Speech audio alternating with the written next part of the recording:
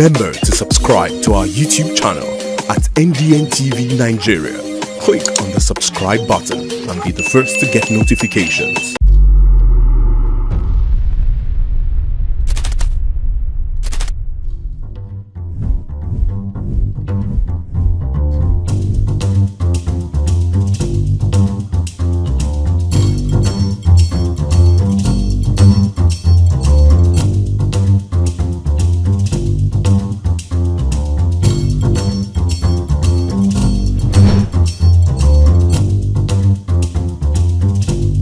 And now, let's join ace broadcaster MAMODE AKUGHA as he takes us inside the Niger Delta. Hello out there and welcome to the program. It's Inside the Niger Delta, the authentic voice of Nigeria's oil-rich region. I'm your regular host, MAMODE AKUGHA. Inside the Niger Delta. Concerned environmental rights advocates in the oil-producing Niger Delta region of Nigeria have expressed caution over the recent move by Shell Petroleum Development Company Limited to sell its onshore assets to an indigenous oil consortium, stressing that the oil major has to offset all liabilities and outstanding legal issues with host communities negatively impacted by its activities in the past years before the conclusion of the sale transaction.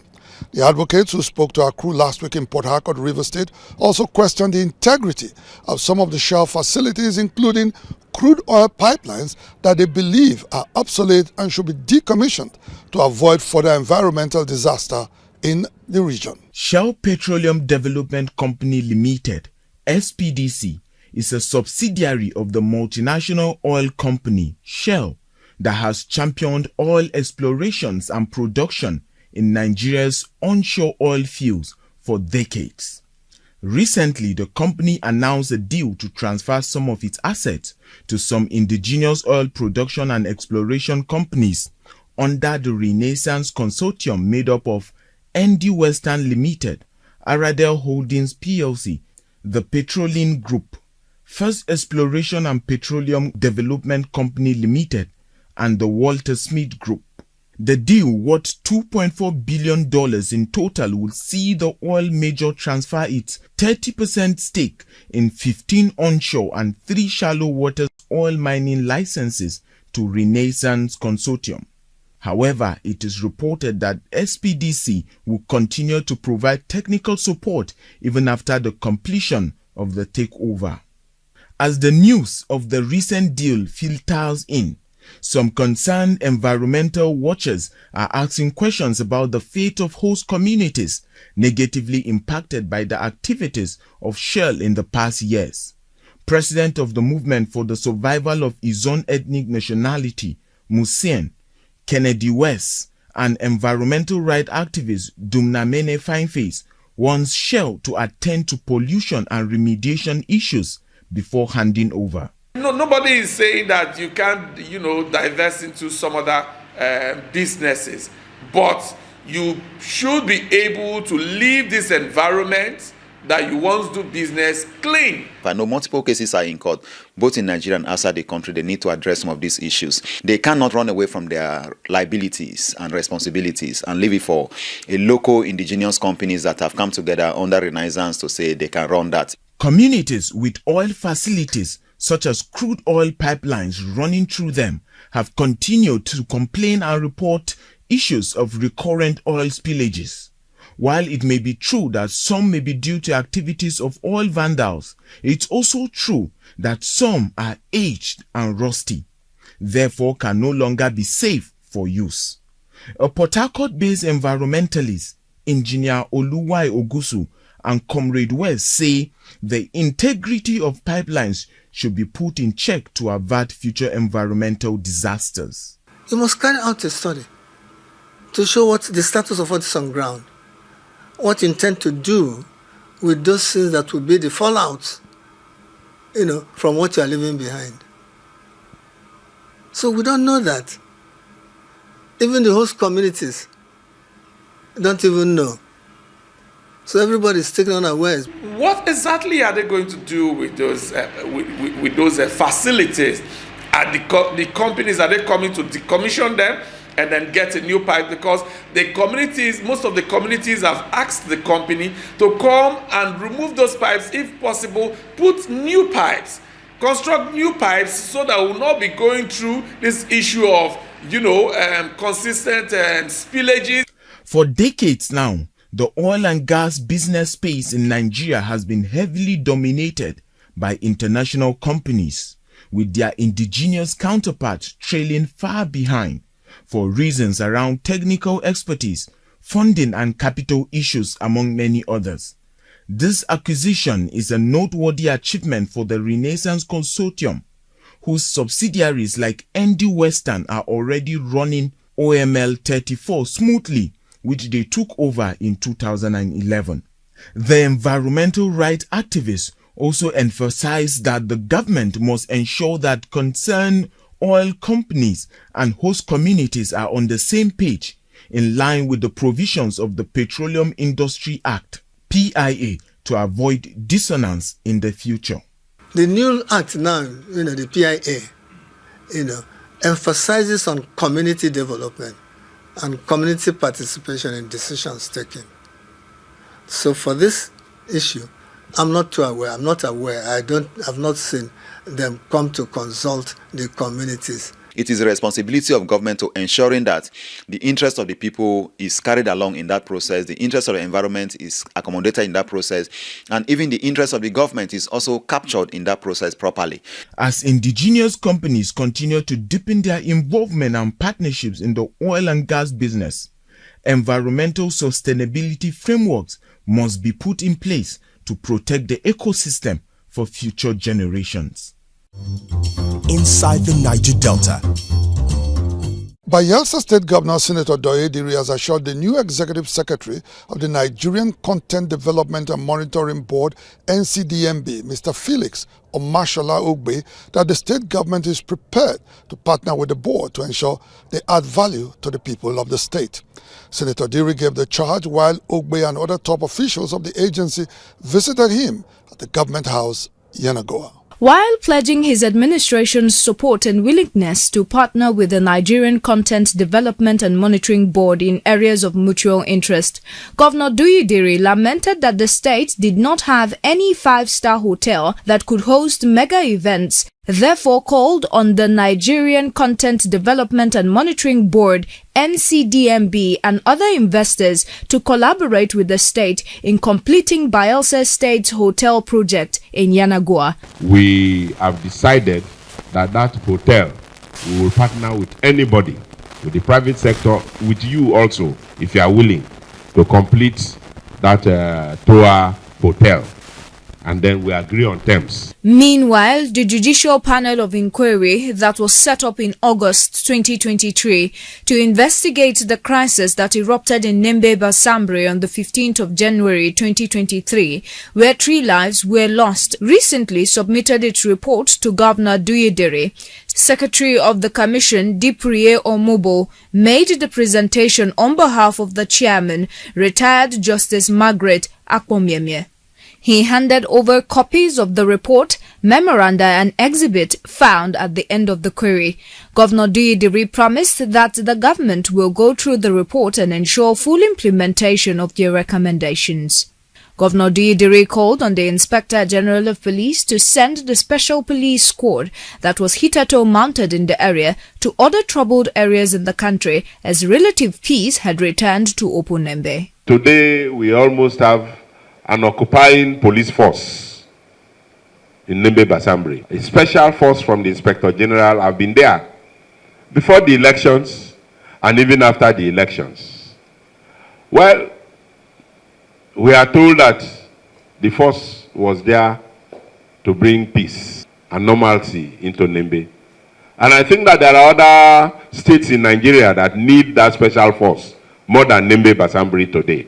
The governor also called on the people of Oponembe to remain peaceful. He enjoined them to shun any act of politically, traditionally and economic motivated crisis that could disrupt the peace of the state, as the Ijaw people are known predominantly to be peaceful people. Inside the Niger Delta. The Delta State Governor, Right Honorable Sheriff Oborewori, says his administration will not go to bed on the mandate of Deltans, but rather will continue to work for the sustainable peace and development of the oil-rich state as outlined in his more agenda social contract of providing meaningful development, opportunities for all, realistic reforms and enhanced peace and security. This follows a recent verdict of the Supreme Court which put paid to all litigations challenging Governor Burewuri's emergence as the duly elected governor of the state in the March 18, 2023 general elections. The governor, who was triumphant in an unprecedented 38 litigations since his nomination by the People's Democratic Party in May 2022, says he will not disappoint Deltans. After several unsuccessful attempts at the Election Petitions Tribunal and the Court of Appeal to have the election umpire rescind its declaration of Oboriowori on alleged overvoting and breach of Electoral Act 2022, among other grounds, the candidate of APC, Senator Omo-Agege, Social Democratic Party, Kenneth Gbagi, and Labour Party, Ken Pella, proceeded to the Apex Court in search of a favorable outcome. However, the outcome has remained the same, with all petitions and claims thrown out for want of merit and lack of substance. In his usual manner and acknowledgement of God in every victory, Governor Oboriowori and his team gathered at Government House Chapel, Asaba, to celebrate the victory and conclusions of over 35 different litigations that greeted his nomination as the flag bearer of the PDP in June 2022. There's no governor, even the one that have done 8 years, going for that second tenure, and they have 38 cases. And I won all the cases.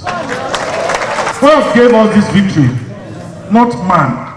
The governor, while addressing journalists after the Thanksgiving, also hailed the judiciary for upholding the tenet of democracy, as well as his legal team for defending the mandate of Deltans.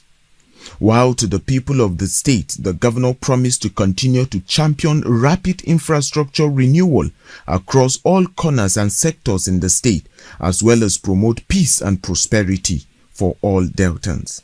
Like I promised Deltans, that I'm going to be governor for all Deltans.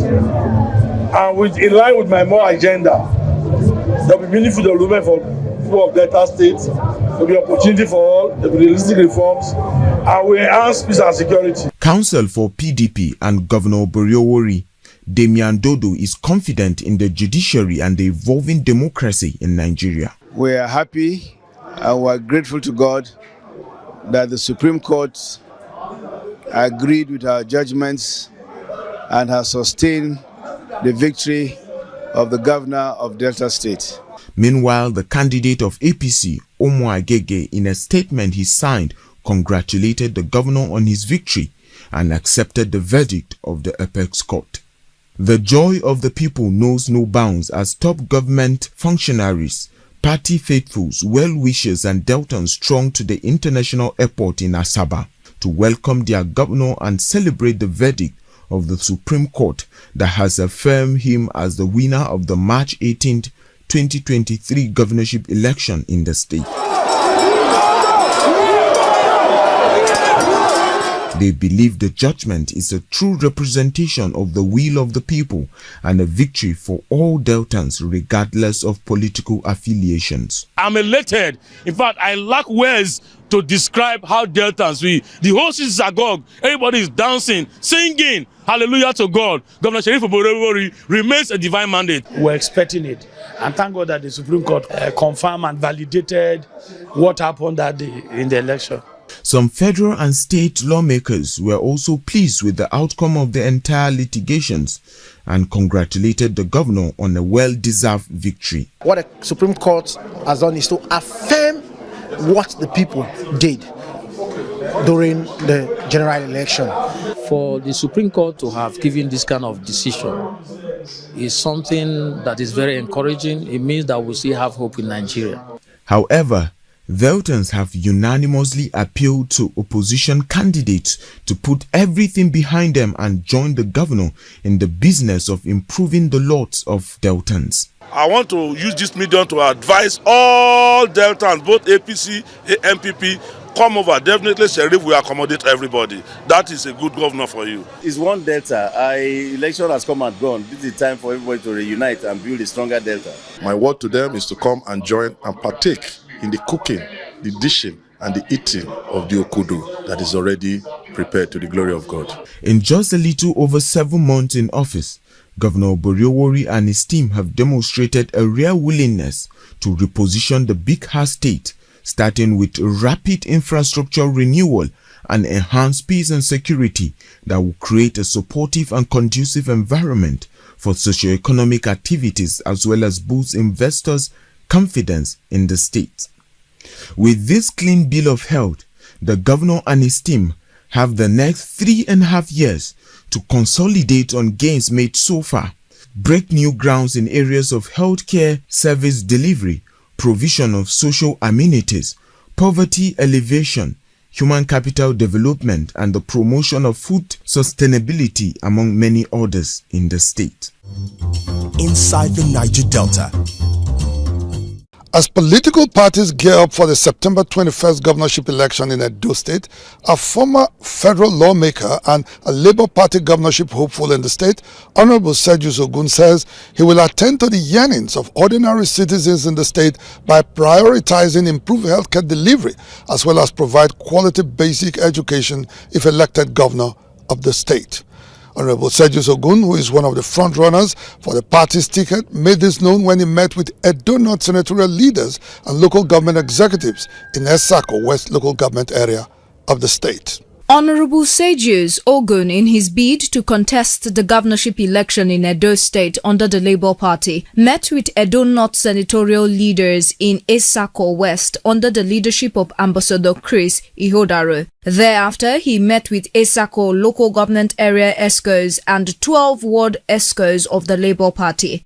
During the two visits, he was well received and prayers were offered for him by Honorable Tapo, local government area secretary general of the Labour Party. Earlier, Honorable Sergius declared his intention to contest the 2024 governorship elections in Edo State under the Labour Party, having served as a House of Representative member representing Esan Northeast and Esan Southeast between 2015 and 2023, promised that as quoted in the Nigerian constitution that security and welfare of the Nigerian people is the primary purpose of government. Ogun said he will take care of the poor by providing free education for the people as provided in the Universal Basic Education Act. By the UBE Act, there's free education. But why are they not getting notebooks? Why are they not getting uniform? Why are they not getting textbook? Under me as governor, they will get all for free. Those small things, it no cost anything to give attention to those things. He also promised to provide functioning primary health care in every political ward in the state. Every political ward must have functioning. Not when you just put building there, go put one nurse. When you come today, tomorrow you don't come. Functioning primary health care in every political ward. That will be a medical doctor.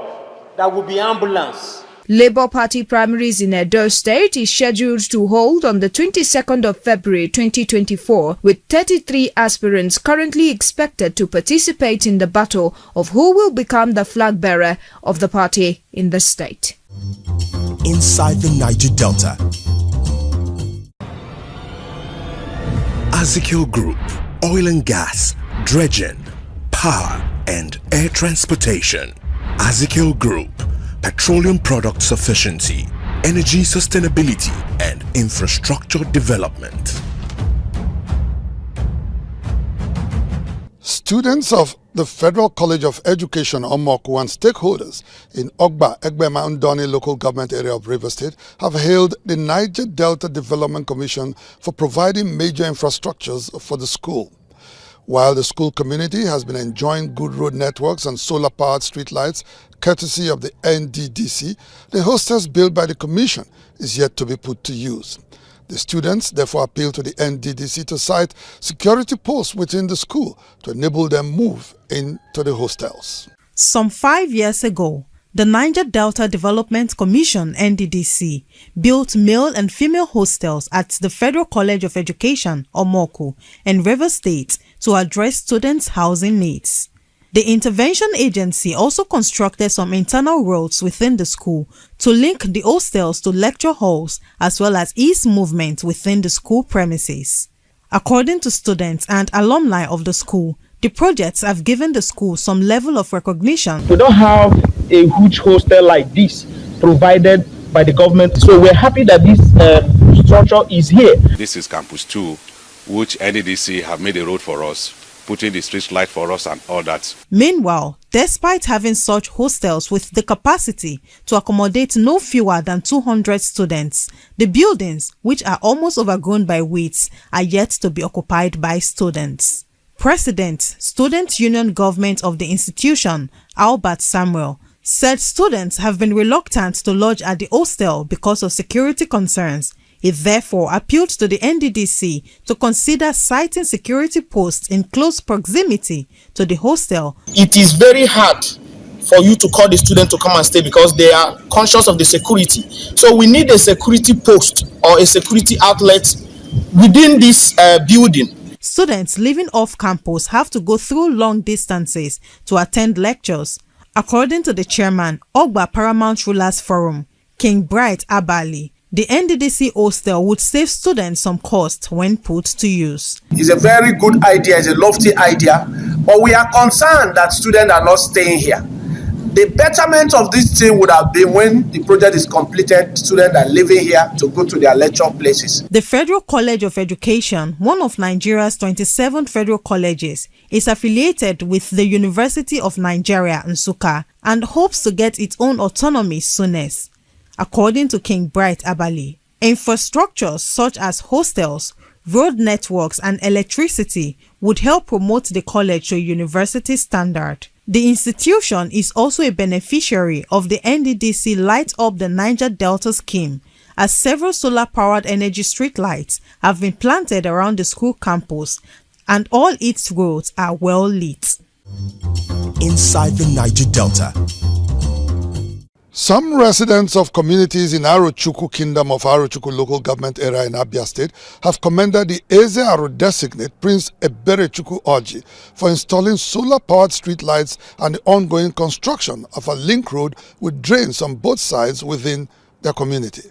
The excited residents who gave the commendation when our crew visited the communities said the Eze-Aro designate is a true leader and a game changer the ancient and revered Igbo kingdom needs to develop and compete favorably with its peers in other climes in line with global trends in monarchy. Prince Engineer Eberechukwu Orji, after his emergence as the next Eze-Aro of Arochukwu Kingdom in Arochukwu local government area of Abia State in October last year, in line with the customs and tradition of the land, outlined his plans and programs for the kingdom to include the provision of critical social amenities, restoration of the glory and status of the Arochukwu Kingdom at home and abroad, as well as facilitation of developments and innovations for socio-economic gains. We must raise the profile of the Eze-Aros too. Currently, it's not where it should be. We grew up in the palace during my grandfather's reign. We knew how revered he was, we knew how revered the stool was, and we knew the prominence that the stool carried in Igbo land and in Nigeria. And then we will go into all the other areas of development, make sure that the roads are built, make sure that we've got pipe-borne water. Not political promise, because this is our hometown now. We have to make sure that our hometown is a place that people love to come, people want to come, and people are happy to come. Making true his words, Prince Orji recently impressed his kinsmen with the installation of over 350 solar-powered streetlights across the 19 villages of the ancient kingdom. It is not in contention that the once respected and popular town now battles with lack of basic amenities that has made life difficult for indigents and residents alike. While navigating through the rough roads is exhausting, the unstable power supply makes late-hour engagements scary and out of the question. Speaking to Inside the Niger Delta recently, the people of Arochukwu Kingdom observed that the lighting job sponsored by the Eze-Aro designate and installed by Exalted Eagles, a renowned solar power company, has brought them some relief. Once it's 6 o'clock in the evening, you don't see me outside again. Because of snake, because of darkness, no light. But now, Even 10 or 12 o'clock, I'll be going up and down because light now enter my house. And it make every way to be bright. It changed the situation of the community entirely. So we are very, very happy. Another project of Prince Orji is the construction of a link road with drains on both sides around Abagu community in Arochukwu. It was gathered that the road has been in a terrible state for years, becoming a nightmare to both motorists and passers-by. Residents of the area who shared their ordeal using the road in a sorry state are quite happy with the ongoing work. Since last year, nobody is passing this road, but now you see how the road is good, even the street light everywhere. He will never lack in his life since he remember us because we have suffered a lot this load. At times, Okada cannot walk here because the galloping was too much. But these days, hallelujah, these days I'll be coming like with my jeeps. The people of Arochukwu are not just excited about the various projects Eberechukwu Orji is personally funding across villages in the kingdom, but they are as well happy that they now have a leader and a custodian of the cultures of the land who is particular about improving the quality of lives of the people, ensuring social justice and attracting developments to the kingdom. Yes, that is the type of class of human being that we need. So Eberechukwu Orji he has shown that it's a light. Making sure that Arochukwu exists as a peaceful kingdom it has always been, and try to bring in development into Arochukwu. The 50-year-old Eberechukwu Orji is a petroleum engineer with business and technical experience in the oil and gas industry spanning over 25 years and laced with a track record of excellence in leadership and service delivery. He is also the choice of the Okennachi royal kindred, whose exclusive preserve is the provision of a monarch for the ancient kingdom, according to the customs and tradition of the land, as well as the council of traditional rulers in Arochukwu kingdom, Ndi Ezeogo, who have separately asked all Umuaro to support the young prince as the next Ezearo of Arochukwu kingdom. Inside the Niger Delta. Well, that's the size of our package on the program for today. Inside the Niger Delta, the authentic voice of Nigeria's oil-rich region. We'll be back same time, same station next week. Until then, you can follow us on our social media handles showing right now on your screen. And please remember to subscribe to our YouTube channel at NDNTV Nigeria. Until next week, I am MAMODE AKUGHA thanking you for staying tuned. Bye for now.